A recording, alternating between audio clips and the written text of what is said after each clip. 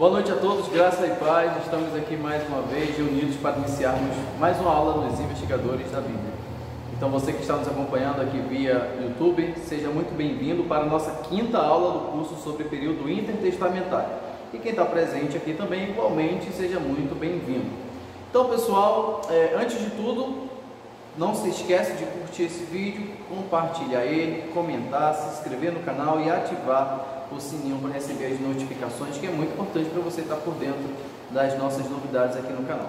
Não se esqueça também de se inscrever no nosso canal no Instagram, o link está aqui na descrição do vídeo, você vai lá, segue nossa página, nós também temos muitas novidades por lá semanalmente, para você estar acompanhando nossa página em ambas as redes sociais.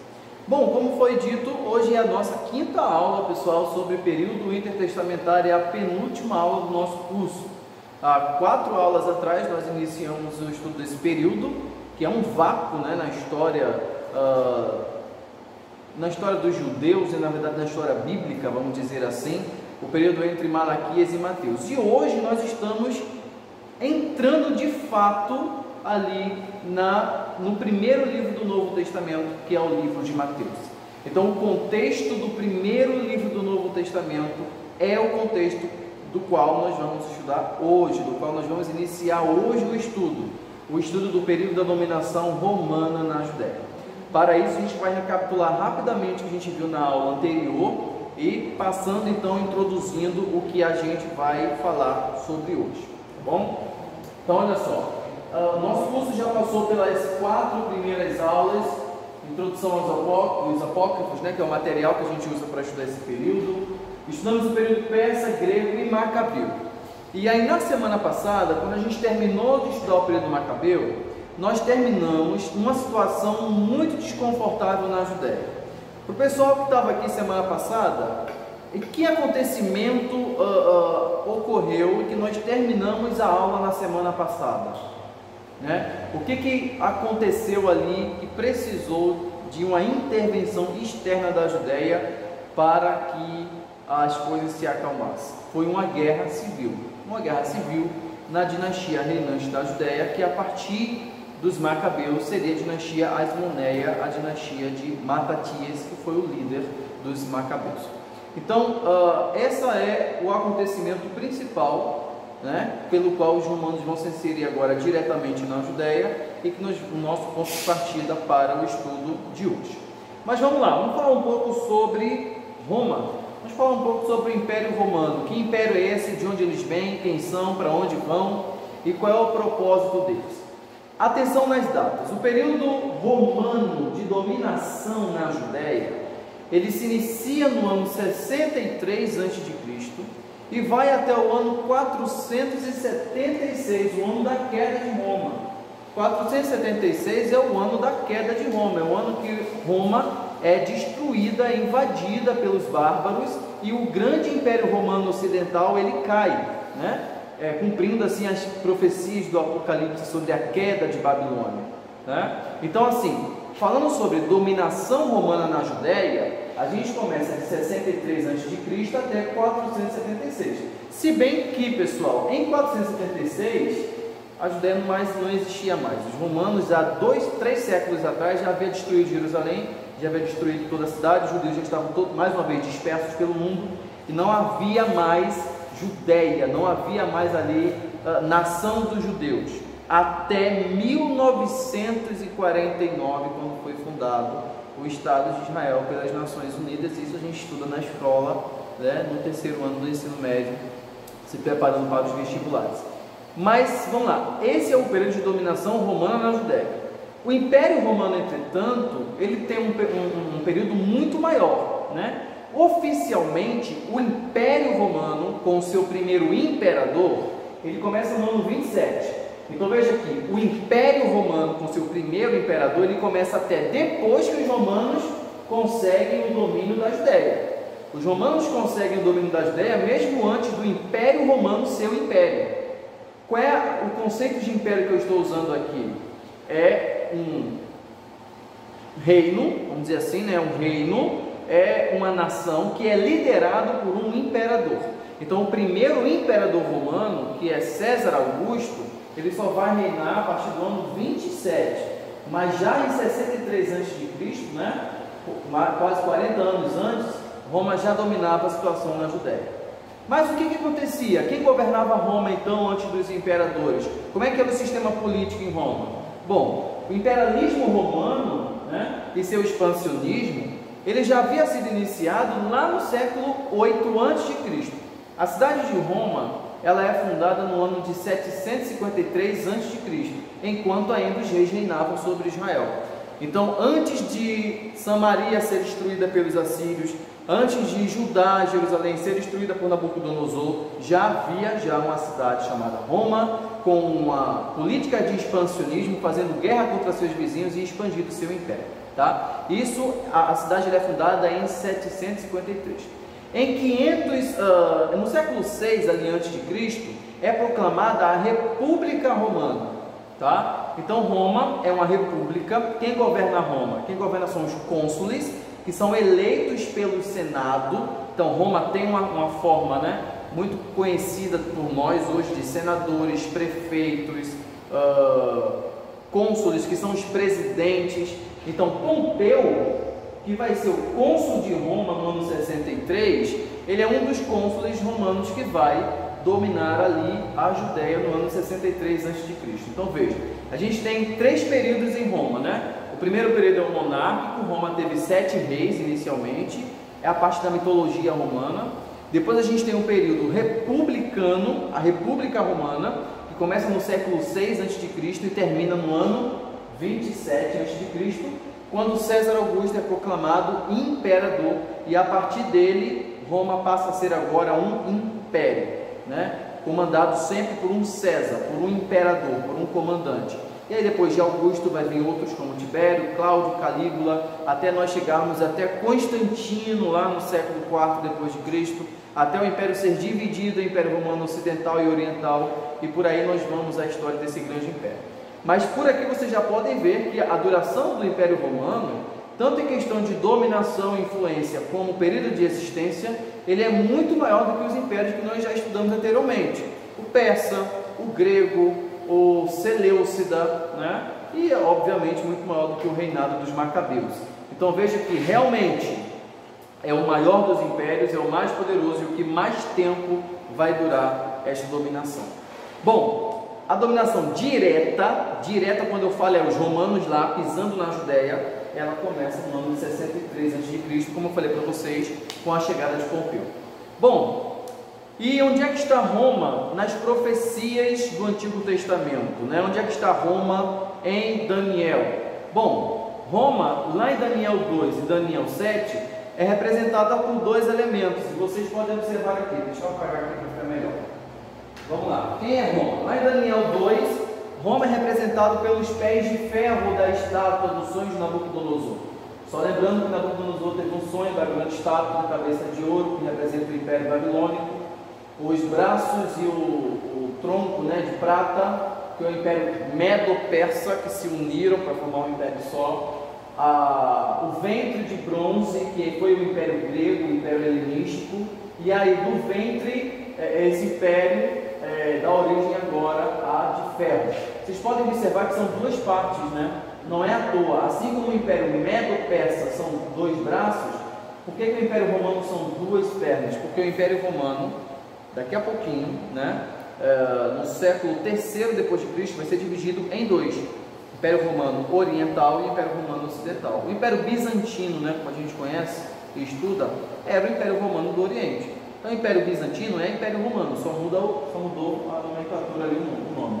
E depois desse império viria vários reinos, né, representando ali os 10 pés, os 10 dedos que sobressaem desse império de ferro, misturados com ferro e barro, simbolizando que não tem a firmeza do ferro, mas tem a fraqueza do barro. Então, como o ferro não se une ao barro, esses reinos também não serão unidos, mas tentarão fazer alianças através de casamentos e outros tipos de alianças. Por muitos, esses dedos, né, que são oriundos do Império Romano, os historiadores e teólogos divergem muito sobre o significado deles. Os dispensacionalistas dizem que os 10 dedos oriundos São 10 reinos que o anticristo dividirá no seu reinado. Não haverá mais países. Serão 10 divisões globais em que o anticristo vai empossar um líder sobre cada parte do mundo, né? Então, outros dizem que esses 10 dedos foram os impérios que se originaram da queda do Império Romano. Então, ostrogodos, visigodos, Império Franco, saxões, anglo-saxônicos, né? Mas enfim, isso é uma grande discussão. E em Daniel 7, nós temos outra visão com o mesmo significado, né? A diferença é que agora Daniel tem visões de animais. O leão alado, que é a Babilônia, o urso com as costelas na boca, que é o Império Medo-Persa, o leopardo com 4 cabeças e 4 asas, que é o Império de Alexandre, que foi dividido em 4 partes, a gente estudou isso. E por último, Daniel vê uma besta sem igual, não é semelhante a nenhum outro animal. Essa besta, ela é feita de ferro e ela tem dentes de bronze. E aí ela tem 10 chifres. Olha que interessante. Quantos dedos tem em nossos pés? 10, assim como uma estátua. E a besta tem 10 chifres. E dentre um desses chifres nasce um chifre que acaba derrubando 3 chifres. E aí a interpretação é que dos 10 reinos que seriam oriundos dessa grande besta, ou seja, do Império Romano, 3 reinos cairiam e um seria mais grandioso, e esse que seria grandioso seria um reino de blasfêmia, um reino de arrogância, que tentaria mudar as datas das festas religiosas, tentaria mudar a religião do povo de Deus, que perseguiria os escolhidos de Deus. Não me perguntem quem é esse chifre, tá? E aí, vamos lá, voltando para as interpretações. Há várias interpretações de quem são esses 3 chifres que foram derrotados por esse outro chifre. Tem gente até que acredita que esse último animal não é o Império Romano, mas era o Império Seleucida, e que o chifre pequeno era Antíoco Epifânio, tá? Mas nós aqui vamos ficar com a interpretação de que o 4º animal é sim o Império Romano, e de que os 10 chifres são os 10 reinos que seriam oriundos do Império Romano. Se esses 10 reinos já existiram ou haverão de existir, isso debate para a escatologia e não para a história, e a aula de hoje é histórica e não escatológica. Então, a gente deixa isso para a escatologia. Se você tiver mais curiosidade, assista a nossas aulas sobre Daniel. A gente discutiu um pouco sobre algumas interpretações do livro de Daniel sobre essas passagens. Vocês podem conferir aqui no canal, acessando também na playlist sobre o profeta Daniel, as profecias de Daniel, nossa aula. Tá? Então Roma é representada desta maneira nas profecias de Daniel. São os pés de ferro e é a besta do capítulo 7. Vamos lá, continuando. Bom, e esse aqui, eu acendi a luz, mas vou ter que apagar de novo. Esse aqui é o Império Romano. Notem que a extensão dele não se compara a nenhum outro império antes dele. Alexandre não conseguiu isso tudo, os Medo-Persas também não conseguiram isso tudo. Então vejam como é a extensão máxima do Império Romano no nascimento de Cristo. Esse Império Romano ele ainda chegou a ser maior no século II depois de Cristo, com o imperador Trajano. Na época de Trajano, o Império Romano alcançou a sua extensão máxima quando ele atravessou o rio Danúbio, né? Um rio que fica aproximadamente aqui onde hoje é a Hungria. Ele atravessou o rio Danúbio e conquistou aquelas áreas. Então, até essas áreas aqui em cima, o Império Romano conseguiu conquistar. Mas aqui no Império Romano, na época de Cristo, veja, os romanos conquistaram a Espanha, a Gália, que nós conhecemos como a França, a Península Itálica, o norte da África era dos romanos, conquistaram o Egito, a cidade de Alexandria, que foi fundada por Alexandre o Grande, conquistaram a Ásia Menor, a Grécia, a Macedônia e, obviamente, vão conquistar também a Palestina. E aí eu pergunto para vocês, qual é o interesse dos romanos em conquistar a Palestina? Qual é o interesse da Palestina para os romanos? Uma historiadora chamada Rosa Martins, ela diz que o interesse principal para os romanos conquistarem essa região aqui da Palestina era o acesso por terra ao Egito. Porque olha só, eles podiam fazer esse trajeto aqui, ó. Tá vendo? Para fazer esse trajeto, tem que conquistar aqui a região da Palestina. Sem contar que também tem muitos portos importantes aqui, como a cidade de Antioquia, a cidade de Tiro, né? A Fenícia, são portos econômicos muito importantes. E também é um passo para a Mesopotâmia e a Arábia, apesar que os romanos não chegaram a a se expandir para esses lugares com tanta importância como fizeram para outros. Tá? Mas o interesse dos romanos era comandar as rotas para o Egito, né? Todos tinham que conquistar o Egito, esse era o grande importante. E a Palestina era caminho para lá. Mas uma pergunta, olhando assim para o mapa parece muito óbvio e lógico, mas deixa eu perguntar, porque parece que os romanos tiveram a intenção mais de conquistar as regiões costeiras, sabe, dessas... Porque eles eram ótimos marinheiros, né? Veja, isso aqui era um mundo conhecido, não havia mundo além disso aqui, por os ocidentais. Isso aqui era o mundo, tá? Eles não desciam mais na África, porque o que tem aqui embaixo? Vocês que são bons de geografia, o que tem aqui embaixo na África? Saara. Eles são malucos de se meter ali. Não tem mais nada interessante para lá, tá? Para baixo do Egito também não foram muito. O interesse dos romanos era Mediterrâneo, Mar Negro, o trecho aqui do Mar Vermelho.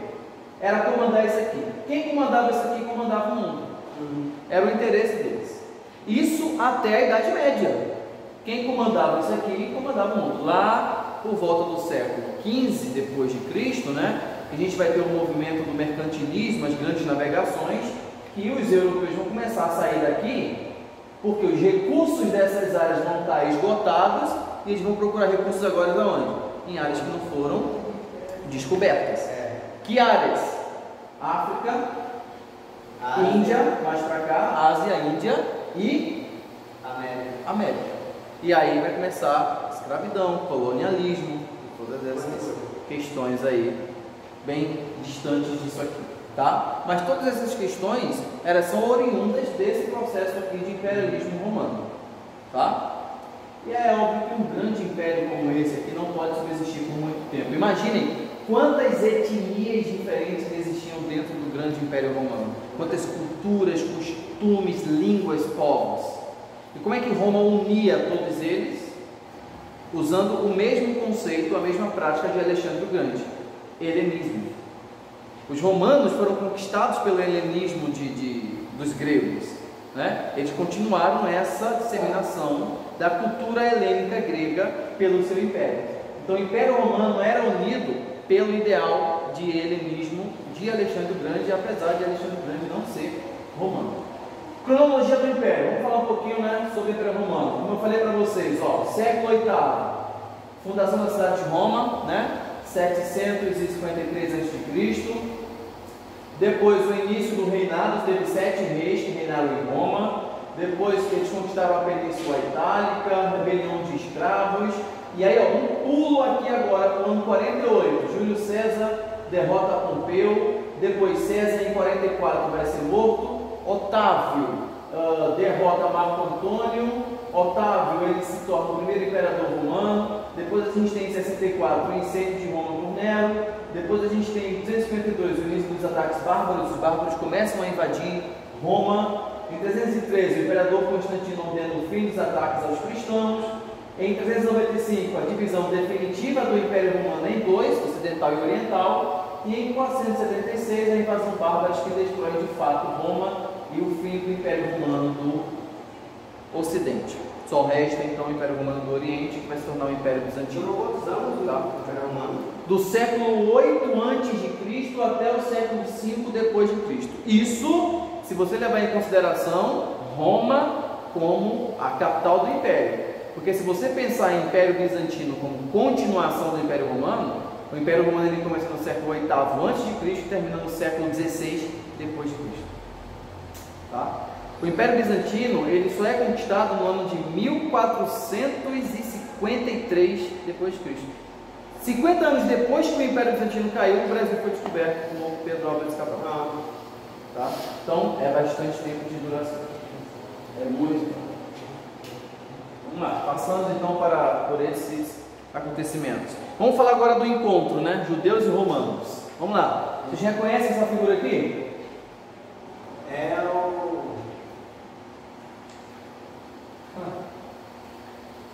Antíoco Epífanes. Isso. Antíoco Epífanes. A quem Fernando apelidou de Ebert também, né? É o Antíoco Epífanes, nós falamos muito dele, né? Bom, os judeus fizeram guerra contra eles, liderados pelos macabeus, nós estudamos isso.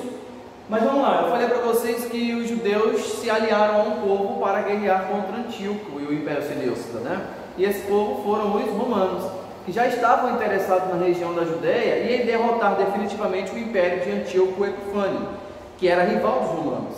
Então os judeus eles se aliam aos romanos, que procuravam ampliar, né, suas áreas de interesse, e os romanos, que eram rivais do Império Seleucida. E aí Judas Macabeu, que era o líder dos macabeus, escreve uma carta para os romanos, formando uma aliança política e militar.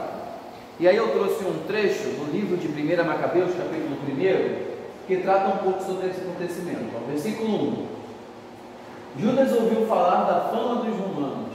Disseram-lhe que eram muito poderosos, que tratavam bem todos os que faziam acordos de paz com eles e que eram amigos de todos os que a eles recorriam, pois era grande o seu poder.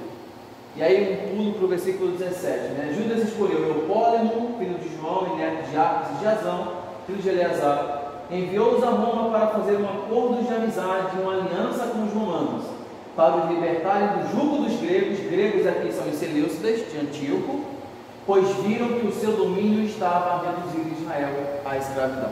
É o grande ditado que também nós citamos semana passada: o inimigo de meu inimigo é o meu amigo. Os romanos estavam interessados em derrotar os gregos e os judeus precisavam se livrar do jugo dos gregos. Então, os judeus se aliam aos romanos, os romanos passam a ser amiguinhos dos judeus aqui, dos macabeus, e aqui nós temos o primeiro contato entre os dois povos, judeus e romanos. Tá? A gente tem que começar aqui para entender porque quando a gente abre a Bíblia em Mateus capítulo 1, a gente vê José pegando Maria grávida e tendo indo que se inscrever no alistamento do censo que foi decretado pelo imperador romano em sua época. Então tem que começar por aqui. Bom, vamos lembrar que a Guerra dos Macabeus deu origem à dinastia Asmoneia, né? Os macabeus se proclamaram reis e começou ali a dinastia Asmoneia. Essa dinastia ela começa com João Hircano, de fato, né? Matatias, que foi o velhote que começou a revolta, teve 3 filhos, na verdade teve 5, mas 3 deles foram líderes: Judas, Jonatas e Simão. Jonatas ele se declara sumo sacerdote, né? Eu falei, a gente viu isso. Esse sumo sacerdote depois passa para Simão e Simão passa para João Hircano. João Hircano ele é sumo sacerdote e ele é etnarca. O que é etnarca? Etnarca é o líder de uma etnia, ou seja, ele é líder só dos judeus ali, dos povos dos judeus. Não é rei de fato, porque ele não tem uma autonomia poderosa, mas ele é considerado um etnarca. Mas de fato é uma monarquia que começa. João Hircano tem 2 filhos, a gente viu que Aristóbulo I reinou só 1 ano, né? E o seu irmão Alexandre Janeu reinou mais tempo. Alexandre Janeu se casou com Salomé Alexandra e teve 2 filhos, Aristóbulo II e Hircano II. O que a gente viu também na aula passada é que quando Alexandre Janeu morreu, Alexandra reinou, só que ela não podia, como mulher, assumir que cargo? O sumo sacerdócio. Então ela nomeia seu filho mais velho, Hircano II, para ser sumo sacerdote. Mas o seu filho caçula, Aristóbulo II, não gosta disso. Ele quer ser o sumo sacerdote e não gosta do fato de sua mãe ter nomeado seu irmão mais velho ao sumo sacerdócio. Vamos lembrar que o sumo sacerdote ele mandava na Judéia durante esse período, mandava no povo, no exército, então era de fato um rei ali para os judeus nesse período, tá? Então é nesse conflito aqui que os romanos vão se meter agora de fato na Judéia. Até então os romanos são o quê? Aliados políticos, né? Os romanos estão ali pela vizinhança, conquistando território na vizinhança da Judéia, guerreando contra o Império Seleucida, que ainda existe, tá? O Império Seleucida ainda está aqui, com o Antíoco 23º, tá? E o Império Romano está lá guerreando. E quem é o general romano que está naquelas áreas ali fazendo guerra? É um homem chamado Pompeu Magno. E aí o que acontece? A Judéia ela é limitada a essa área, né?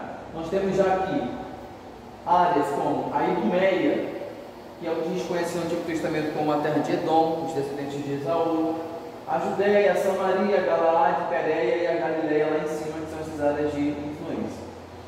Bom, vamos estudar agora esse período aqui, essa guerra civil que aconteceu, essa disputa entre esses dois e como que os romanos se meteram e resolveram essa disputa.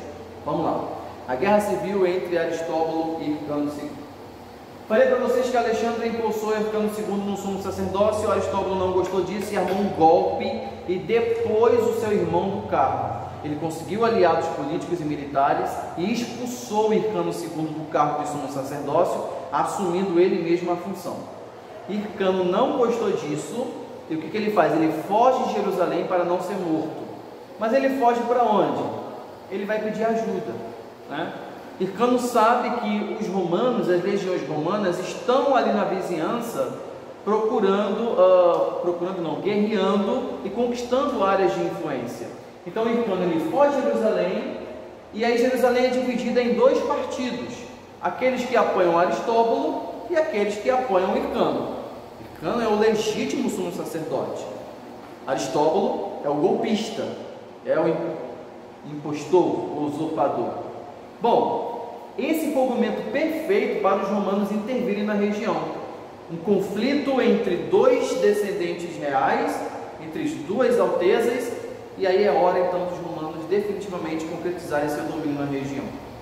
Bom, Aristóbulo e Hircano mandaram uma mensagem para Pompeu, que era o cônsul de Roma e general romano na região, pedindo para que Pompeu se resolvesse quem Pompeu ia de fato apoiar, Aristóbulo ou Hircano. Pompeu envia um homem chamado Escauro, que era general dele, para resolver a questão na Judéia. E o que Escauro faz? Inicialmente, Escauro ele apoia Aristóbulo. Por quê? Aristóbulo faz o seguinte, veja, Escauro está vindo aí a mando de Pompeu para resolver quem vai ser, na verdade, o comandante da Judéia, Aristóbulo ou Hircano. Aristóbulo se adianta a Hircano, vai com uma barganha maravilhosa para cima de Escauro e diz o seguinte, ó, me confirma no sumo sacerdócio que eu te concedo várias riquezas. Bom, Escauro, que só queria saber de grana, ele aceita e estabelece que de fato o Hircano vai ser o sumo sacerdote. Mas quem não gosta disso? A maioria do povo judeu, o próprio Hircano II e um grupinho de judeus estudiosos da lei chamados de fariseus. Por que os fariseus estavam do lado de Hircano? Do lado de Hircano e não do lado de Aristóbulo? Porque Hircano de fato era o legítimo sumo sacerdote, Aristóbulo era o golpista. Então os fariseus, que eram o grupo que mais influenciava o povo, gente, o povo fazia o que os fariseus mandavam, era assim. E se o sumo sacerdote tinha o favor dos fariseus, então logo o sumo sacerdote tinha o favor do povo, porque os fariseus influenciavam o povo. Então o que os fariseus fizeram? Foram os fariseus, uma delegação de fariseu, parte do povo, se encontrar com Pompeu Magno para incentivar Pompeu a mudar de ideia e colocar Hircano II como sumo sacerdote. E Pompeu de fato muda de ideia. Ele assume Hircano II como sumo sacerdote, dá ouvido então aos fariseus e ele marcha para Jerusalém para conquistar a cidade e empossar Hircano II, na verdade devolver para Hircano o sumo sacerdócio que o irmão dele tinha roubado. Bom, mas Aristóbulo não vai entregar Jerusalém de mão beijada, né? O que vai acontecer então são 3 meses de cerco de Jerusalém, 3 meses de guerra. Pompeu, com todas as suas legiões, marcha agora contra Jerusalém. Mas vamos lá. Aristóbulo tem apoio do povo? Não. Tem apoio dos fariseus? Não. Tem apoio de quem? De uma minoria que defende a posse de Aristóbulo como sumo sacerdote. Então, na verdade, Pompeu, que queria invadir a cidade, tinha um grande aliado lá dentro, o povo judeu, que estava querendo que Pompeu invadisse a cidade, destituísse Aristóbulo do cargo e empossasse novamente Hircano II. E de fato, veja, a maioria do povo influenciada pelos fariseus foi contra a guerra, eles não queriam guerra em Jerusalém. Então eles abriram as portas da cidade para Pompeu, literalmente, no meio da noite. O povo foi lá, abriu a porta e disse para Pompeu: entra, você e seu exército, tira o impostor do poder e coloca de novo Hircano II no lugar. Bom, os aliados de Aristóbulo, né, quando viram que o exército de Pompeu tinha invadido Jerusalém, eles vão se refugiar no lugar mais protegido da cidade, que era o templo.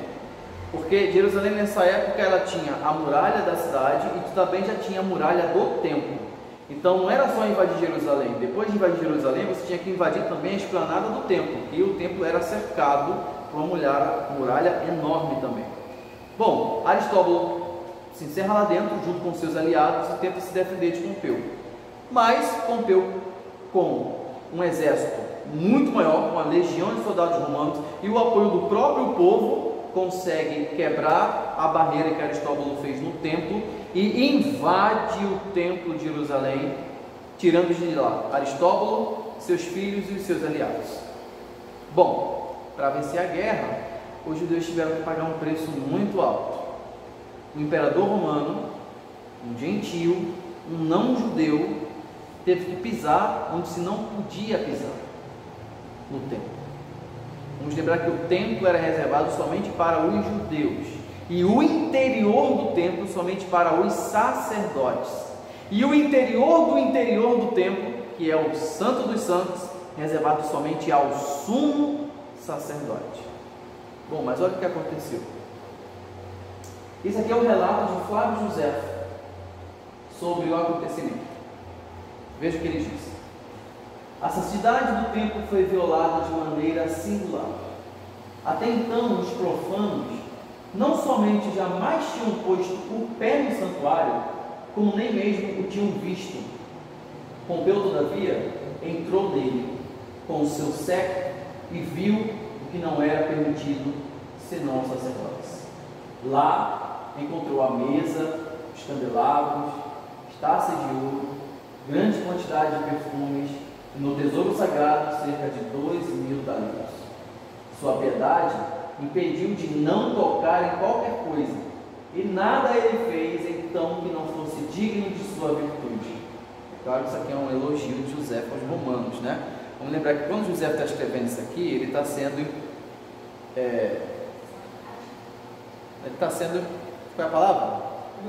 Financiado pela biblioteca romana, pelo imperador romano. Então, olha o elogio que ele faz aqui a Pompeu. Pompeu está cometendo um sacrilégio, invadindo o templo, mas ele quer dizer que, apesar de Pompeu ter feito isso, Pompeu é um homem tão piedoso que ele não tocou em nada e que não fez nada que não fosse digno de sua virtude. Ou seja, Pompeu era um homem virtuoso. No dia seguinte, ele ordenou aos oficiais do templo que o purificassem para oferecer sacrifícios a Deus, e deu a Hircano o cargo de sumo sacerdote, tanto por causa dos assírios que dele receberam, quanto porque impediram os judeus de abraçar o partido de Aristóbulo. Mandou em seguida cortar a cabeça os que haviam usufruado a guerra, e deu a Fausto e a outros, por terem sido os primeiros das suas muralhas, recompensa digna de seu valor. Pompeu ele entra no Santo dos Santos. Alguns historiadores dizem que ele entrou a cavalo. Vocês imaginam? A cara dos judeus vendo um general romano entrando a cavalo dentro do templo de Jerusalém. Se foi a cavalo ou não, foi um sacrilégio, um não judeu entrando. E aquilo foi o símbolo máximo que uma nova dominação estava chegando na Judéia. E olha só, os romanos eles não chegam de qualquer jeito. Eles chegam fazendo algo até que Antíoco Epifânio não fez: entrar no templo de Jerusalém. Antíoco fez o quê? Botou uma imagem de Zeus lá na frente, mas Antíoco não entrou. Pompeu já chegando. E aí, né, Pompeu, para amenizar o que ele fez, no dia seguinte que ele profanou o templo, ele mandou que os sacerdotes oferecessem sacrifícios para purificar o templo por causa de sua presença no lugar, e ele impôs então Hircano como sumo sacerdote.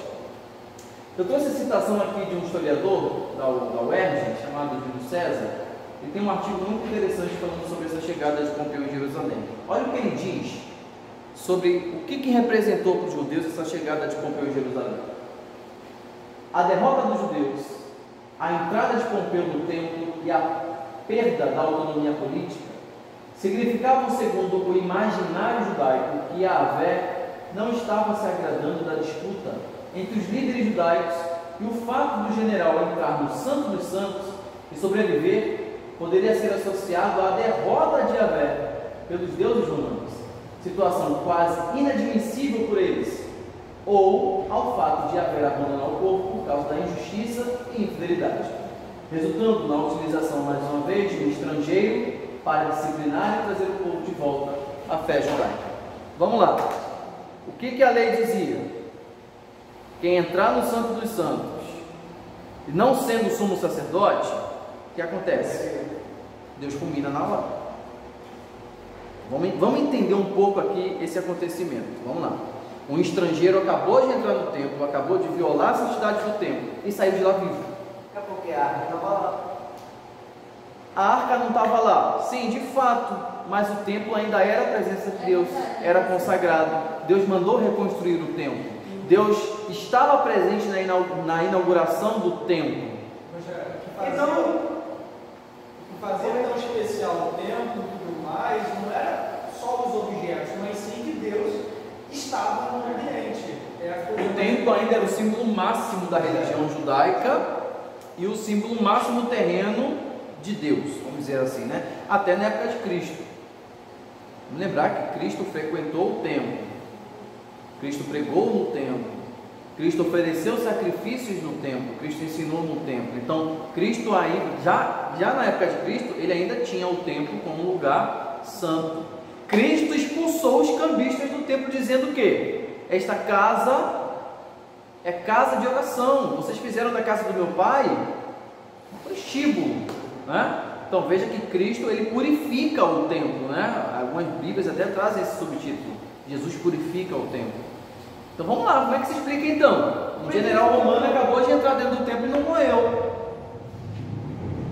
Vamos pensar na teologia judaica. Como é que os judeus vão explicar isso para o povo? Como é que os fariseus vão explicar isso para o povo? Como é que os saduceus vão explicar isso para o povo? Das duas, uma. Ou Deus não está mais no templo, Deus abandonou aquilo tudo, ou está insatisfeito, né, com todos os acontecimentos que está acontecendo, ou Yahvé foi derrotado pelos deuses de Pompeu. A primeira opção é. Eu vou na primeira opção. É melhor acreditar na primeira do que na segunda, né? Pelo imaginário judaico. E também tem até algumas passagens de Isaías e dos outros profetas que mostram que quando o povo entrar no pecado, Deus não sentia nenhum prazer, tudo hipócrita, que eles poderiam estar continuando oferecendo, mas ainda assim se mantendo em pecado. E vamos lembrar que a importância máxima de Deus sempre foi obediência e não sacrifício. Sacrifício é sinônimo de templo. O templo representava o lugar onde se fazia sacrifício. Então, se o povo estava em desobediência, Deus utiliza mais uma vez de um estrangeiro para disciplinar e trazer o povo de volta ao quê? A fé. Então, ele fez isso com Nabucodonosor, né? Ele fez isso agora de novo com Pompeu, né? Então, a gente vê esses acontecimentos cíclicos se repetindo na história do povo judeu. Tá?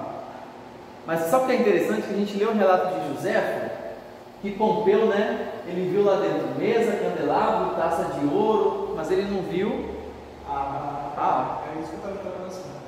né? Pompeu entrou lá dentro, no Santo dos Santos, e segundo, tem um relato, se não me engano é Plutarco, que é outro historiador romano que conta como Pompeu invadiu a Judéia. Ele diz que Pompeu não viu nada além de um espaço vazio lá dentro. Então o lugar onde era o Santo dos Santos era uma sala vazia. Isso é muito significativo, porque não é de propósito que quando Deus ordena a reconstrução do templo de Jerusalém, ele deixa o Santo dos Santos vazio até o templo de Herodes. Porque o que acontece quando Cristo morre? No templo, o véu se rasga. Que véu é esse? É o véu que separa o lugar santo dos santos dos santos.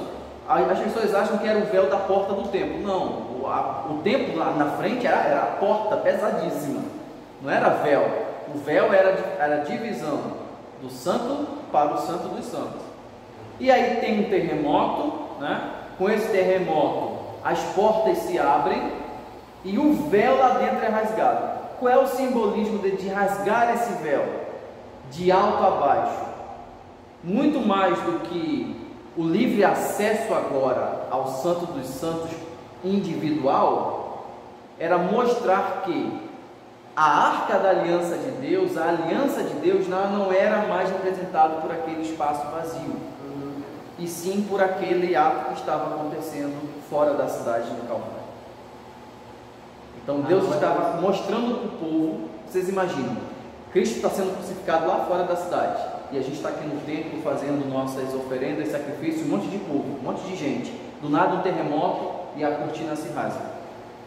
Isso é um significado teológico muito grande, né, que vai se cumprir lá no sacrifício de Cristo. Eu também ia dizer que a Bíblia ela coloca da seguinte maneira, ela escreve assim, de alto a baixo se rasgou, né? Coloca isso de forma bem explícita, justamente para mostrar que foi uma coisa que veio de Deus para os homens, não o contrário. Exatamente. Realmente de cima para baixo. Exatamente. E aí quando a gente bate com a carta de Hebreus, que fala que não pode haver um novo testamento sem a morte do testador. Então, eu costumo dizer que Cristo, ele passou 3 anos escrevendo um testamento. É o que a gente vai chamar do tempo do ministério dele. Mas para que valesse tudo aquilo que ele disse, ele precisava morrer. Tá, ele escreveu o testamento, disse que a gente seria herdeiro de tudo aquilo. Maneiro. Mas que tipo de herdeiro recebe a herança antes do pai morrer? Nenhum. Então ele morre justamente para que nós tivéssemos acesso àquela herança que ele escreveu. Por isso que é um novo testamento, uma nova aliança. Eu acho isso fabuloso. Vamos lá. Pompeu então está mandando na parada toda agora. Hircano, ele é empossado novamente como sumo sacerdote, e a Judéia agora está sem rei. E o que é da Judéia agora? O que a Judéia se torna? Bom, ao mesmo tempo que Pompeu conquista ali a cidade de Jerusalém, coloca Hircano II no sumo sacerdócio, ele também derrota o Império Seleucida. Nesse mesmo ano, em 63, chega ao fim o Império Seleucida, que era um dos chifres, né, do Império de Alexandre, que foi dividido em 4. Então, a última parte do Império de Alexandre o Grande caiu aqui pelas mãos de Pompeu. Vamos lembrar que o Império Seleucida, ele era também conhecido como o Império Sírio, né? Porque a região da Síria, né, onde ficava esse império. Pompeu, tendo conquistado então a região da Síria, ele transforma a Síria em uma província romana. Não existe mais Império Seleucida. O que era parte do Império Seleucida agora faz parte do Império Romano. Imaginem que o Império Romano é o Brasil e a Síria é o Rio de Janeiro, é um estado. E a Judéia é Duque de Caxias, é um bairro desse estado, é uma cidade desse estado. Então, o que a Judéia é agora no mundo? A Judéia faz parte da grande província da Síria, que faz parte agora do grande Império Romano. Então, essa é a situação política da Judéia agora nesse estágio. Bom, cidades como Samaria recebem sua autonomia de volta, né? E aqui a gente tem a criação de algumas cidades muito importantes no Novo Testamento. A gente vê lá Samaria, né, com sua independência de volta, Judéia, Idumeia, e a Decápole. O que significa Decápole? Vem de Deca, que é 10, e Polis, que são cidades. São 10 cidades gregas que são fundadas aqui nessa região, tá? Que antes era dominada pelos judeus, né, os reis asmoneus, mas agora são independentes e respondem diretamente a Roma, tá? Nessa região aqui. E a região da Galileia, né, lá em cima, que já é a Síria, região de Damasco, lá em cima, tá? Então essa aqui é a Judéia agora com a dominação romana. Bom, e o que aconteceu com Aristóbulo, o cara que se apossou do sumo sacerdócio e expulsou Hircano II? Bom, Aristóbulo foi preso por Pompeu com seus 2 filhos, Antígono e Alexandre, e foram levados para Roma, porque o costume dos romanos não era matar os seus inimigos na guerra. Não, eles levavam os maiorais para Roma para o triunfo romano. O triunfo é o desfile. Vocês imaginem o sambódromo hoje, as escolas de samba, é exatamente o que acontecia em Roma, tá? Toda vez que Roma vencia uma batalha, ela fazia um triunfo, o Estado pagava pelo triunfo, e nesse triunfo tinha bebida à vontade, tinha pão e circo, né? E nesse triunfo eram levados então os reis que foram derrotados e eram mortos em público ali na frente de todo o povo romano. Era um grande espetáculo que os romanos faziam. Então Aristóbulo ele é enviado para Roma junto com seus 2 filhos, e a Judeia passa aqui então a pagar impostos a Roma. De fato, agora a Judeia faz parte do Império Romano, e como parte do Império Romano, ela agora vai ter que pagar impostos para a sede, Roma. Bom, e aí se inicia então fases de dominação imperial romana na Judéia. Eu trouxe aqui um resumo bem simples. A gente não vai falar disso tudo, obviamente, porque é um período de tempo muito grande, mas só para mostrar para vocês que existem fases de dominação romana na Judéia. A primeira fase, ela é a aliança entre os macabeus e os romanos. A gente viu isso na aula passada e no início da aula de hoje, né? Os romanos se aliaram com os macabeus, foi o primeiro encontro entre eles, muito bonitinho, paz e amor, foi a primeira fase. A segunda fase, ela começa justamente com a intervenção de Pompeu. E aqui, Roma passa a governar a Judéia de forma indireta. Por que de forma indireta? Porque quem manda nos judeus é o sumo sacerdote. O sumo sacerdote é subordinado ao governador da Síria, a Síria é província de Roma. Mas ainda assim já é um outro tipo de intervenção. A terceira fase, ela vai se iniciar com a morte de Herodes o Grande. E aí a Judéia, vai ser dividida em uma tetrarquia. O que é uma tetrarquia? Uma monarquia é o reinado de um monarca só. Uma tetrarquia é o reinado de 4 monarcas, dentre os quais Herodes Antipas, que é o Herodes que vai julgar Jesus, vai ser um desses tetrarcas, né? Aí depois vai ter Herodes Arquelau, né? E outros, Filipe, que também vai ser filho de Herodes, né? Então essa fase de dominação vai ser a terceira fase. A última fase de dominação vai ser muito distante, já depois dos discípulos de Jesus, depois da morte de João, depois do livro do Apocalipse, no ano 132, quando Jerusalém vai ser destruída definitivamente e não vai existir mais Jerusalém, Judéia, nem judeus, até 1948, quando os judeus vão retornar para a Judéia, né? Naquele movimento sionista em que os judeus vão receber de volta ali Israel, e está como está hoje. Então veja aqui, os judeus vão perder isso em 132 e só vão conseguir de volta em 1948, depois de Idade Média, Idade Moderna, Primeira e Segunda Guerra Mundial, Hitler, enfim. O que os judeus passaram durante todo esse período sem terra, sem pátria, né? Isso graças aos romanos e a eles mesmos. Bom, vamos falar como foi o reinado então. Reinado não, né? O sumo sacerdócio então de Hircano II. O que ele fez como sumo sacerdote? Bom, ele tinha um aliado chamado Antípater. Gravem esse cara, ele é importante. Antípater era o braço direito de Hircano II. Hircano II era o sumo sacerdote, mas ele precisava de alguém para comandar o exército. Então ele colocou um grande amigo dele chamado Antípater. Antípater não era judeu, ele era idumeu convertido. Lembra quando eu falei para vocês que João Hircano, que foi o primeiro rei asmoneu, ele fez o oposto que Antíoco tinha feito? Antíoco tinha mandado helenizar todos os judeus. Hircano agora queria judaizar todo mundo que não era judeu, inclusive os idumeus, que eram os descendentes de Esaú que moravam lá embaixo. E o que acontece? Antípater foi um desses idumeus convertidos ao judaísmo. É óbvio que os judeus de verdade não consideravam esses idumeus convertidos como judeus de fato. Não, eles eram, vamos dizer assim, café com leite, né? Eles não eram reconhecidos judeus de fato, tá? Mas Antípater estava ali como uma pessoa de influência num alto cargo. No ano de 49 a.C., César e Pompeu vão disputar o controle de Roma. O que vai acontecer, pessoal?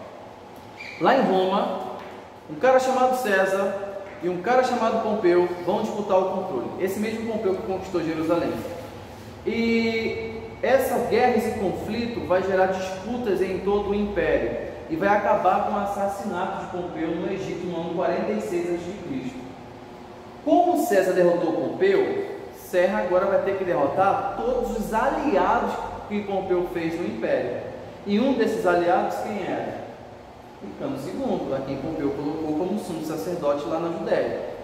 Então, César vai buscar eliminar de um por um esses aliados de Pompeu em todo o Império, inclusive em Jerusalém. Bom, o que César planejava para eliminar Hircano II? Ele queria enviar de volta Aristóbulo, que foi o cara que roubou o sumo sacerdócio de Hircano, para tomar de volta lá o sacerdócio dele. Mas ele não conseguiu enviar, porque Pompeu, já sabendo que César ia fazer no futuro, mandou matar Aristóbulo, impedindo então essa tática de César. Ou seja, ele se antecipou a jogada que nem um tabuleiro de xadrez. Antípater e Hircano, então, eles ganham a benevolência de César. César diz o seguinte: ó, não vou derrotar vocês, não vou matar vocês, vou deixar vocês no controle da Judéia, contanto que vocês sejam fiéis a mim, assim como foram fiéis a Pompeu. Hircano e Antípater batem, né, os dedos lá e, de fato, eles continuam nos seus cargos. Bom, não só isso, né, eles influenciam os judeus no Egito a se tornarem fiéis a César. Eles influenciam os judeus que estão espalhados pelo mundo ali a permanecerem fiéis ao novo líder dos romanos. Só lembrar para vocês que César não é imperador, tá? César ele é ditador. Quando César derrota Pompeu, ele se torna um ditador perpétuo. O que é um ditador perpétuo? É um ditador cujo limite dele não tem fim, né? Ele não é rei, porque os romanos têm pavor à monarquia, eles não aceitam monarquia de jeito nenhum, mas também não é um imperador, ele é um ditador. Então, quando vocês ouvirem dizer que Júlio César foi imperador de Roma, isso é uma mentira, isso é um erro. Júlio César nunca foi imperador, ele foi um ditador romano, tá? Quem foi imperador foi o sobrinho dele. É correto dizer então que todos os demais que vieram após ele também participaram dessa mesma ditadura? Não. Não, ditadura não. É ditadura. Não. César não foi imperador, mas o sucessor dele foi. Vai ter uma mudança então aí na legislação romana. Ele citou agora sobre os reis. Tem a ver por causa dos reis? Tem a ver, porque a monarquia romana foi um desastre. Os reis romanos foram horríveis, tanto que eles acabaram com a monarquia e estabeleceram a república.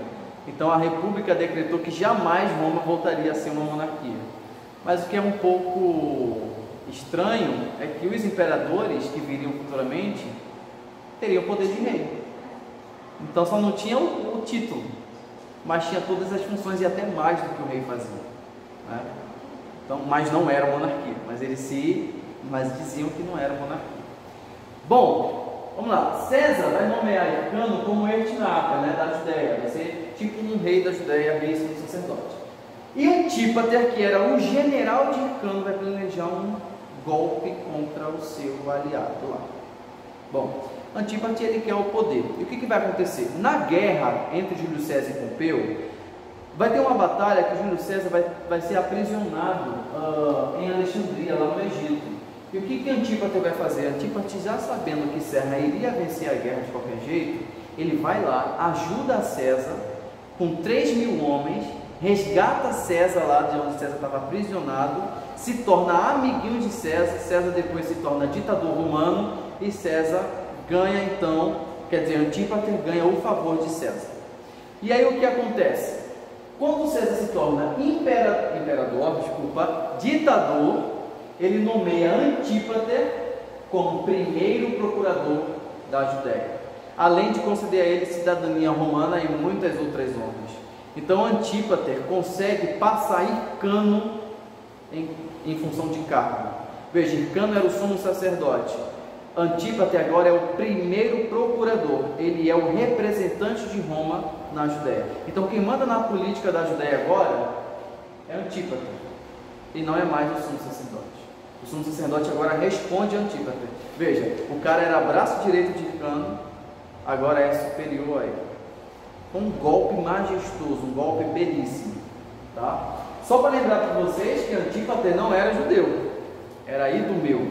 Então, imagine aí, nós judeus, sabe quem está mandando a gente agora? Um edomita, um descendente de Esaú, irmão de Jacó, que era chamado Israel. E aí, dá para ficar melhor do que isso? Dá. Ainda vai ficar ficar melhor, entre aspas, né? Vai ficar pior ainda para os judeus. Bom, Antipas, ele confia a administração da Judéia e da Pérea com seus 2 filhos. Esse Antípate, ou Antipas, né? Ele tem esses 2 nomes, Antipas e Antipas, né? Ele tem 2 filhos, Fazael e o nosso querido Herodes. Herodes é filho de Antípate, tá? E aí, ele coloca esses 2 filhos majestosos que ele tem, cada um no controle de uma região. Fazael vai controlar a Judéia e Herodes vai controlar a Pérea. Só que entre Fazael e Herodes, tem o ruim e tem o pior. Fazael era o ruim, Herodes era o pior.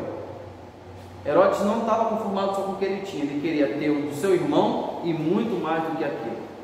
Bom, e como é que isso vai acontecer? No ano de 44, os romanos se cansam da ditadura de César e assassinam ele dentro do Senado. Na verdade, não os romanos, mas os próprios senadores romanos, que achavam que César queria voltar à monarquia, Fernanda, que você falou. César estava acumulando tanto poder que o Senado teve medo que César se proclamasse rei. E é o que fizeram com ele? Assassinaram ele dentro do Senado, né? Inclusive, um dos aliados de César, chamado Brutus, né, dizem que deu a última facada nele, e por isso ele disse aquela frase: até tu, Brutus, meu filho, né? Bom, com César morto, quem manda na parada agora? Ele não deixa descendente? Ele não deixa ninguém no poder? Bom, o que acontece agora é que Roma vai ter um triunvirato, né? O que é um triunvirato? É o governo de 3 governantes. Um desses governantes era um homem chamado Crasso, né? Esse primeiro triunvirato, ele vai ter ali Otaviano, que era sobrinho de César, para quem César deixou toda a sua fortuna, todo o seu poder. Crasso, que era um grande político, e Marco Antônio, que era o amigo BFF de César, tá? Marco Antônio era o BFF de César.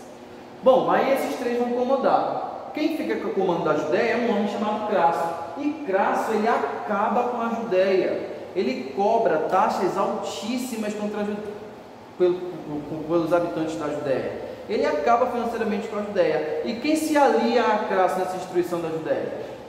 Antípate e seus 2 queridos filhos. Achei que era o Wilson. Não foi Wilson Witzel. Foi quase. Foi Herodes. E aí vamos lá. Já não é bom ter Idumeus no comando da Judéia. Agora os Idumeus se aliam cada vez mais aos romanos para extrair tudo que tem de riqueza, ouro e talento e denário e tudo que é moeda da Judéia. Bom, o pessoal fica revoltoso, eles acabam assassinando Antípate, que era o primeiro procurador. Esses revoltosos assassinam Antípate, tá? Mas isso é que nem Hidra. Você corta uma cabeça, nasce 2 no lugar, literalmente. Cortou a cabeça de Antípate, nasceu 2, Fazael e Herodes. E aí, só vai piorar as coisas para os judeus. E aí, o que vai acontecer é uma tentativa agora dos Asmoneus voltarem ao trono, né? Um cara chamado Antígono, filho de Aristóbulo, ele tentou assumir o trono, mas ele foi derrotado por Herodes. Veja aqui, os Asmoneus, né, que são descendentes dos Macabeus, eles querem voltar ao trono. Eles aproveitam essa vacância de poder para, de novo, ali voltar ao trono. Só que Herodes luta contra eles e Herodes acaba vencendo. E aí, para receber apoio dos judeus, Herodes acaba se casando com uma mulher descendente dos Asmoneus, chamada Mariana, que era neta de Aristóbulo II. Para a gente entender bem isso aqui, dá uma olhada nessa árvore genealógica. Vamos lá. Ó, Aristóbulo e Cano, que brigaram lá, a gente ensinou a aula falando sobre eles, e Cano sumo sacerdote. Muito bem. Aristóbulo teve 2 filhos, Alexandre e Antígono, tá? Esse cara aqui, isolado aqui, olha que a cor dele não é a mesma dos outros. Ele está mais claro porque ele não é judeu. É o Antípate, é o pai de Herodes. Ele é braço direito de Hircano II. Bom, Hircano II continua sendo sacerdote. Antípate tem um filho chamado Herodes. E Herodes se casa com uma mulher chamada Mariana, que é neta de Aristóbulo II. O que Herodes faz? Herodes não é judeu, não é asmoneu, ele não tem direito ao trono, não tem direito ao sumo sacerdócio. Então, para ser bem visto pelos judeus, para ser bem aceito pelos judeus, para sua popularidade aumentar, ele se casa com uma judia, Mariana. É óbvio que Mariana não foi a única esposa de Herodes, mas ela foi a principal, foi a que ele mais se apaixonou por ela. Inclusive, ele se apaixonou tanto por ela que mandou matar ela. Então, ela é descendente dos judeus, né? Eles se casam e ali começa a dinastia herodiana, sendo que nenhum filho de Herodes com Mariana reinou depois dele. Lembrei disso quando a gente vai visitar o Centro Cultural. Exatamente, uma das 3 torres de vigilância que Herodes construiu em Jerusalém era chamada de Mariana, tá? Porque o que aconteceu? Ele recebeu uma notícia de que Mariana estava planejando matar ele, trair ele. Ele trancou Mariana então, né, no seu palácio e ordenou que matassem ela. E aí dizem que isso traumatizou tanto Herodes que ele ficava pelos corredores do palácio gritando o nome de Mariana até o dia de sua morte, né? Herodes foi um homem problemático. A gente vai falar mais dele semana que vem, tá? Semana que vem a aula vai ser toda sobre ele, né? Um homem que manda assassinar bebês, ele não bate bem, ele é dodói, né? Então assim, ele não bate muito bem na cabeça. Então esse aqui, gente, é o Herodes que o Novo Testamento começa, é o Herodes que manda matar Jesus Cristo bebê, tá? Filho desse Antípatro. Lembrando que eles não são judeus, eles são inumeus. Ele se casa com uma judia para pegar o apoio dos judeus, mas ainda assim não era reconhecido como rei dos judeus. Vamos lá. Não, enquanto isso em Roma, né, como eu falei para vocês, o segundo triunvirato de Roma coloca Marco Antônio, coloca Lépido, Marco Antônio e Otaviano Augusto no poder. Otávio Augusto era sobrinho de Júlio César. Júlio César deixou toda a sua riqueza para esse cara aqui, ó, um jovem de 17 anos aproximadamente, tá? Marco Antônio ficou pé da vida porque Júlio César deixou toda a sua fortuna para o seu sobrinho e não para ele. E aí, o que eles decidiram politicamente? Vamos dividir o império. Muito simples. Quem fica com a parte verde? Otaviano. A parte azul escura fica com Lépido. E a parte azul clara, mais roxinha, fica com Marco Antônio. Marco Antônio, que era doido por Cleópatra, ele só queria um motivo para escapar e morar com ela, né? Os historiadores romanos dizem que Marco Antônio era um homem muito devasso para os padrões romanos. Se os romanos já eram devassos, Marco Antônio era devasso para os padrões romanos. Vocês imaginem o que ele fez no Egito, né? Ele pintou e bordou com Cleópatra. Lembrando que Cleópatra foi amante de César. César teve um relacionamento com Cleópatra, de quem teve um filho chamado Cesário, a quem Otaviano mandou matar, porque para não ocorrer que Cesário reclame o trono, né? Reclame alguma coisa, ele manda matar Cesário. E Otaviano Marco Antônio dá uma de vitão, né? Vamos dizer assim, está muito em voga isso, porque ele acaba ficando com a ex do seu melhor amigo, né? Só que ele respeita o cara morrer primeiro, né? Ele deixa César morrer e depois vai lá ficar com a ex-mulher dele no Egito, Cleópatra. Mas ele respeitou, né? Pelo menos teve um pouquinho de decoro, né? E aí é isso que acontece. Bom, mas vamos lembrar, ó, a Judéia está no domínio de quem? Marco Antônio. Então quem Herodes vai ter que puxar o saco agora? Marco Antônio, tá? Então Marco Antônio, o que ele vai fazer? Ele confirma Herodes e Fazael como etnarcas da Judéia e confirma Hircano como sumo sacerdote. Hircano ainda é sumo sacerdote, mas o poder dele, ó, tá lá embaixo. Quem manda na parada agora, de fato, é Herodes. Mas o que acontece? Vamos lá, tem coisa vindo aí para a Judéia. No ano 40 a.C., a gente está cada vez mais chegando lá embaixo, ó. Os partos invadiram a Judéia. Quem são esse povo? Esse povo veio daqui, ó, da região lá da Média, da Pártia. Esse povo é inimigo dos romanos e estão cada vez mais chegando por aqui e eles conseguem conquistar a Judéia. Eles invadem lá. E os judeus, como é que respondem a isso? Com festa. Os judeus odeiam Herodes, odeiam Marco Antônio, odeiam os romanos. Aí chegam os partos, invadem tudo aquilo, eles celebram. O que Herodes tem que fazer? Fugir. Herodes foge. O que acontece de fato é que Fazael, irmão de Herodes, é morto, e Herodes ainda teve a sorte de fugir. E Hircano, que era o sumo sacerdote, teve as orelhas cortadas. Pergunto para vocês, por que eles não mataram Hircano, mas cortaram as orelhas dele? Hircano era o sumo sacerdote. E aí? Tem uma ideia? Não falou. Isso aqui seria menos cruel se eles tivessem matado Hircano. Mas ele ouvisse a voz de Deus? Oi? Ele ouvisse a voz de Deus? Não. O sumo sacerdote não pode ser defeituoso.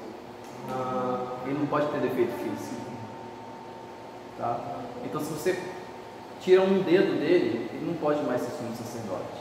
Se ele for cego, ele não pode ser sumo sacerdote. Se tiver problema de pele, não pode. Se ele não tiver orelhas, ele também não pode ser mais sumo sacerdote. Por isso que eu falei que era melhor se tivesse matado o Hircano. Entendeu?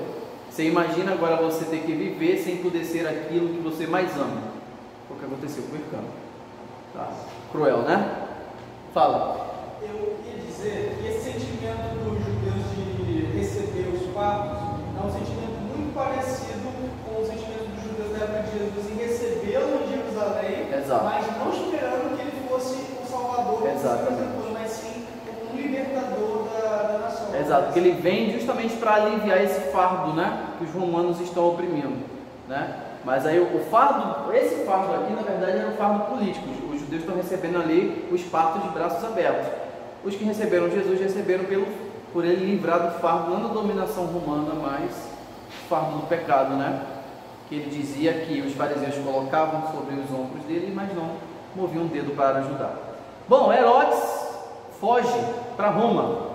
Ele deixa a família dele no alto dessa fortaleza, que é a fortaleza de Massada. Vou falar mais sobre Massada, a aula que vem. Massada foi uma das maravilhas arquitetônicas de Herodes. Gente, Herodes ele pode ser o que for, psicopata, maníaco, doido, mas ele era um arquiteto excelentíssimo. Oscar Niemeyer não chegava aos pés de Herodes o Grande. Herodes o Grande simplesmente construiu o maior complexo religioso da história da antiguidade, o Templo de Jerusalém. O Templo de Herodes é a coisa mais linda do mundo. Uma das piores coisas na história que aconteceu foi Tito ter destruído o templo, mas culpa dos judeus. Tá? É claro que Cristo já havia profetizado, mas é uma pena que tenha acontecido. Tá? Então era maravilha. Isso aqui ainda existe e dá para subir lá em cima. Tem uma história magnífica sobre isso aqui. A hora que vem a gente vai falar sobre isso. Bom, ele deixa a família dele aqui, lá perto do Mar Morto, e vai para Roma. E o que acontece em Roma? Em Roma, Herodes faz um acordo com o Senado romano. Vamos lá, novamente a premissa: o inimigo de meu inimigo é meu amigo. O que Herodes quer? Herodes quer ser rei, acima de tudo. Herodes quer ser rei. Rei de onde? Da Judéia, da Galileia, da Samaria, de toda aquela região ali. E o que impede Herodes de ser rei? Os partos, que acabaram de enviar lá. Mas os partos também são um problema para os romanos. Os partos conquistaram a Judéia, daqui a pouco pode chegar no Egito, na Ásia Menor, pode invadir a Europa. Herodes chega no Senado romano e faz o seguinte: me empossem como rei da Judéia e eu derroto os partos para vocês. O Senado adora essa proposta e concede a Herodes o trono da Judéia e empossa ele como rei. Ele não é etnarca, ele não é procurador, ele é rei dos judeus e não é judeu. O que é irônico. Ele não é judeu, mas ele é rei dos judeus. E ele é empossado aonde? Não na Judéia, mas em Roma. O que enfurece cada vez mais os judeus. Porque quando Herodes chega na Judéia, ele não vem como um libertador dos judeus. Ele vem como um emissário romano para restabelecer a ordem romana no lugar. Então é por isso que Herodes sempre foi odiado pelos judeus. Nem os filhos dele gostavam dele. Tá? Herodes é de fato, os filhos de Herodes não gostavam dele, principalmente Arquelau. Em 40 a.C., então Herodes é nomeado rei, né, como eu falei para vocês, e ele desfila, né, um grande desfile desfile ao lado de Marco Antônio e Otaviano, que são os dois triunviros do Império Romano nessa época. Tá? E aí Herodes ele retorna para a Judéia, derrota os partos, ele expulsa os partos da Judéia, reconquista a região e os aliados judeus na cidade, né? Porque Herodes ainda tinha alguns aliados na cidade. Bom, quando os partos chegaram na Judéia, o que eles colocaram? Antígono, um descendente dos Asmoneus, como sumo sacerdote. Eles cortaram as orelhas de Hircano e colocaram Antígono, que era filho do rival de Hircano, para ser sumo sacerdote no lugar dele. Quando Herodes chega lá, ele desfaz essa parada.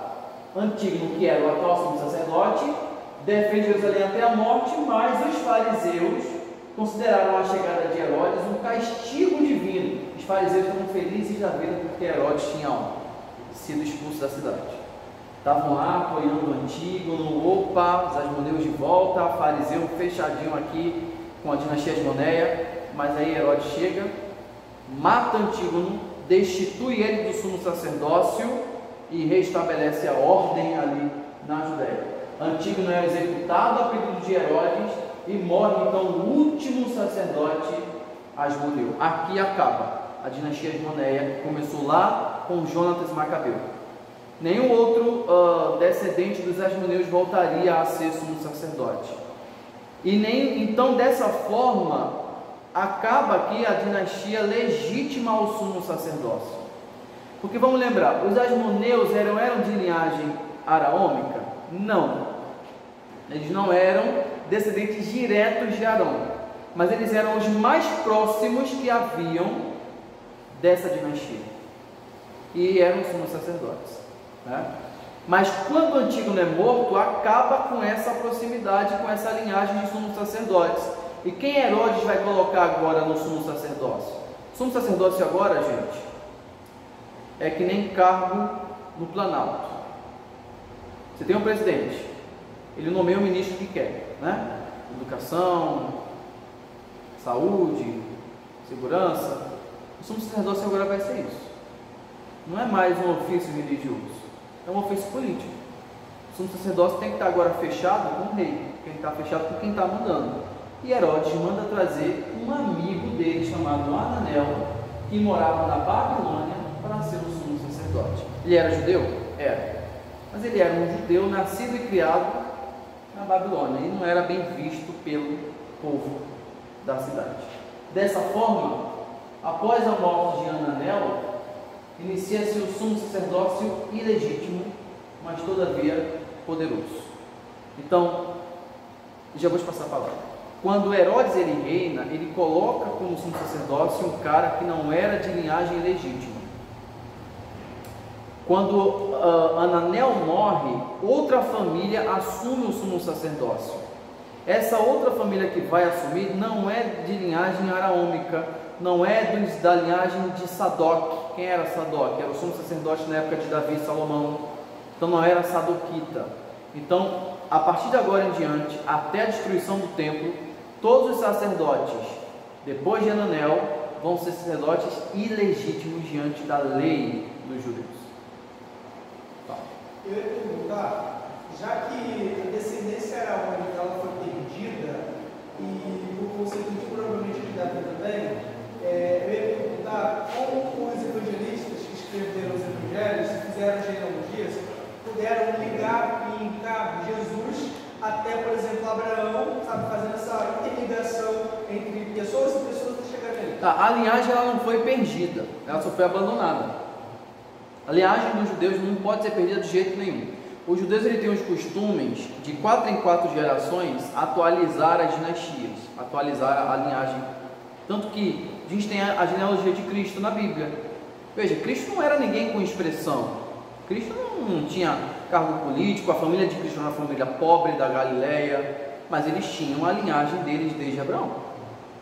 Então isso era uma coisa que o judeu guardava até ele morrer.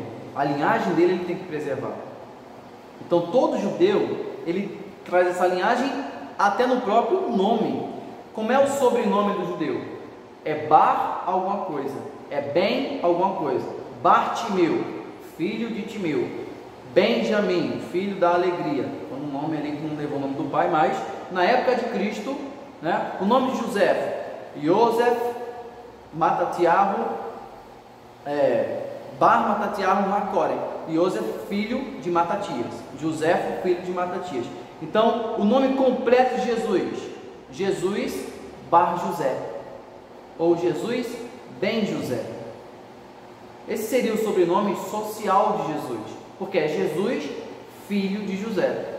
É óbvio que ele não foi conhecido por esse nome, né? Ele era conhecido como Jesus, filho de Deus, né? Mas o nome social como cidadão de Jesus seria Jesus, né? Yeshua Bar Yosef, Bar José. Entendeu? Então, assim, é preservado. Agora, preservado, mas foi abandonado. Até hoje tem essa preservação? Tem, até hoje os judeus eles são muito cautelosos em relação à descendência, né? Isso é muito importante. São muito fiéis. São demais. Bom, gente, e aí a gente termina a aula de hoje com isso. Herodes está reinando, Ananel é o sumo sacerdote. Pode falar. Vou falar uma coisa que eu vi na minha apostila da disciplina da Fernanda. Termina em aberto. No capítulo 6. Não tem ponto. Não tem ponto. Não, mas é só um erro de digitação mesmo. Primeiro procurador. Procurador, ponto. Só botar um ponto. Eu pensei que. Não, é só botar um ponto. Titulação. Bota um ponto aí e termina aí mesmo. Tá? Ponto. E aí, para a semana que vem, o capítulo 6 da apostila, vamos falar sobre a dinastia herodiana. Tá bom? Semana que vem vamos falar mais sobre Herodes o Grande, como foi o reinado dele, o que ele fez e quais foram os descendentes de Herodes. E aí, de fato, literalmente a gente entra ali no Novo Testamento, de fato, porque a gente vai ver vários personagens do Novo Testamento na aula que vem. Tá bom? Então, pessoal, tem mais pergunta aí? Não? Então, essa foi a nossa aula sobre dominação romana. O pessoal que nos assiste através do YouTube, não deixa de curtir o vídeo, compartilhar, se inscrever no canal, ativar o sininho e se inscrever na página no Instagram, ok? Nós vamos orar então para a gente terminar mais uma aula. Terça-feira que vem a gente volta com a última aula do nosso curso sobre o período intertestamentário. Jesus, nós queremos te agradecer por tua graça e misericórdia sobre nossas vidas. O Senhor é bom e o Senhor nos mantém firmes diante de tua presença, aguardando a tua volta gloriosa. Pai, obrigado por essa aula, obrigado pelas pessoas que nos assistem, que buscam aprender cada vez mais sobre ti e sobre as tuas escrituras. Continua conosco, nos abençoando em nome do Pai, do Filho e do Espírito Santo. Amém.